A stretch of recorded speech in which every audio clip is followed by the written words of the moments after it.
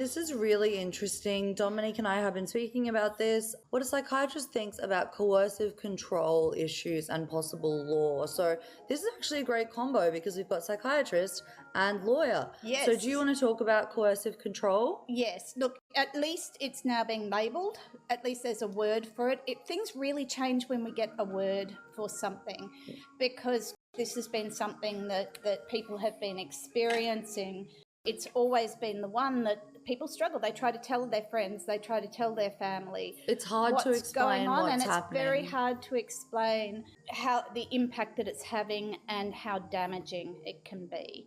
And because it's not generally physical, it's nearly always being done from a mental manipulation perspective. Psychologically. Usually I would say it's done a lot these days through phones, through technology, so limiting people's who they can talk to, who they can't talk to. Can they have Instagram? Can they not have Instagram? I'm just going to give my personal opinion. If you are dating someone that tells you you cannot have social media, you cannot talk to a person, you cannot do X, Y, or Z, your partner should not be, this is my personal opinion only, your partner should not be dictating your behavior and your life.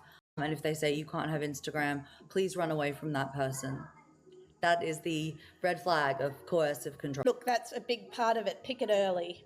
If somebody's exercising coercive control early on in the relationship, it is not going to go away. It is just going to get worse. It's also one of the biggest predictors for physical abuse as well. So coercive control may start with little things like, I don't really like your friend Sarah. I don't really think you should hang out with Sarah. Sarah's a bad influence. That actually is coercive control because it's dictating who you can be friends with. But if you'll notice, in that, and often coercive control's got this, there'll be this veneer of, I'm just telling you for your own good. I'm looking out for you. I want to keep you safe. I want you to be around good influences. And then when you have a look, but what is it that's being asked? Suddenly you see the